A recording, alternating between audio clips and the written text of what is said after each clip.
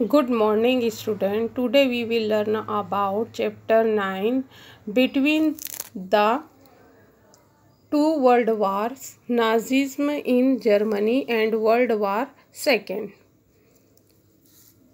After the First World War.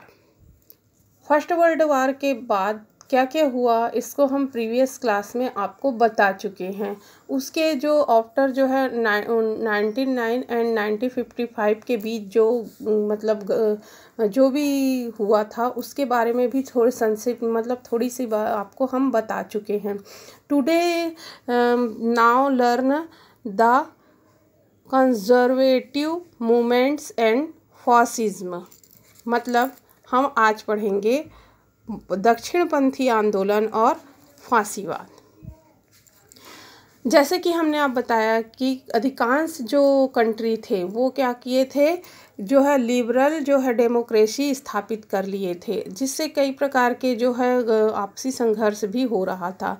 तो जो है इसमें ज़्यादातर कब हुआ था, जैसे कि हमने बताया आपको कि इसके विरुद्ध जो छोटे पेजेंट थे या ट्रेडर्स थे, शॉपकीपर्स थे, या जो यानी ट्रेडर्स के अलावा स्मॉल इंडस्ट्रियल्स थे, ये गवर्नमेंट जो एम्प्लॉयमेंट थे, इसके अलावा जो अनएम्प्लॉयमेंट के लोग थे, ऐसे जो लोग थे उन्होंने जो है इस प्रकार के मूवमेंट को जो है स्टार्ट किया।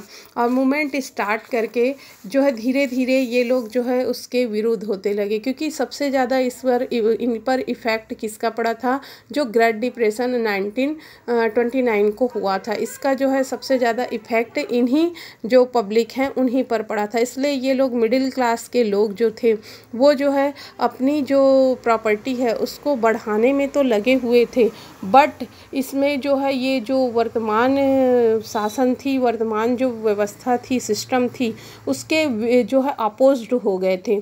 अपोज्ड होने के कारण इसका लाभ जो है कि यहाँ उठाया गया इटली और जर्मनी में, जिसमें जो है अल्ट्रा नेशनलिज्म जो है आए, जो अति राष्ट्रवाद को मानते हैं, जैसे अपने राष्ट्र को ही सर्वोपरि मानते हैं, ऐसे लोगों ने इसका जो है फ़ायदा उठाया। इसमें जो है फासिज्मवाद और नाजिज्म जो जर्मनी में हुआ, जो जिनकी जो है प्रमुख जो है करेक्टर्स समान ही थे। जैसे कि इसमें आपको बताया गया है इनकी क्या जो है विशेषताएं थी या फैक्टर्स इनके क्या थे। सिमिलरिटी थी दोनों में, तो उसके फैक्टर्स है। फर्स्ट आता है दे वेयर अल्ट्रा नेशनलिज्म, मतलब जो अति राष्ट्रवाद की भावना, जो केवल अपने राष्ट्र अपने नेशनल को ही सुप्रीम मानते थे और दूसरे राष्ट्रों को क्या करना चाहते थे, अपने में मिलाना चाहते थे, कंट्रीज़ को जो है अपने में जो है उसको मिला लेना चाहते थे। सेकेंड आता है आपका the wanted to eliminated any kinds of conflict within their national, मतलब अपने जो कंट्रीज़ हैं उसमें किसी प्रकार की लड़ाई झगड़ा नहीं चाहते थे। पॉलिटिकल पार्टी को वो क्या करना चाहते थे, समाप्त करना, केवल एक पॉलिटिकल पार्टी हो जो वहाँ पर शासन कर सके। उसके बाद अगला है they believed in warfare and the use of force, मतलब ये लोग जो है हिंसा पर, जो लड़ाई झगड़े पर करके किसी अन्य पार्टी को समाप्त करना, ऑर्गेनाइजेशन को समाप्त करना उनका मुख्य जो है एम था।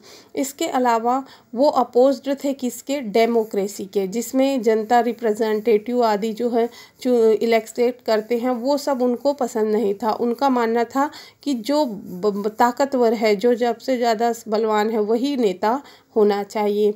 इसके अलावा उनका मतलब था दे believed in traditional family and social value, मतलब महिलाओं के प्रति उनकी सोच थी कि महिलाएं जो है हाउस में रहें और चाइल्ड आदि को देख रेख करें, उनको पढ़ने लिखने या पॉलिटिकल में भाग लेने की जो है अधिकार नहीं होनी चाहिए।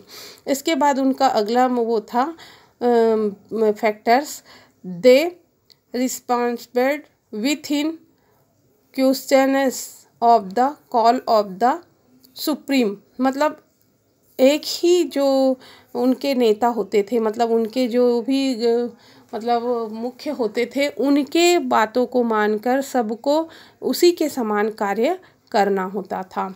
इसके अलावा उनका मानना था in countries like Germany fascism took the form of racism मतलब होता है रिलीजन्स को विशेष वैल्यू देते थे, जिसमें वो नस्लवाद मतलब केवल जर्मन जो वो थे रीजन्स वही जो है बेस्ट मानते थे, बाकी अदर रीजन्स को वो क्या चाहते थे, जर्मनी से बाहर करना चाहते थे। जैसे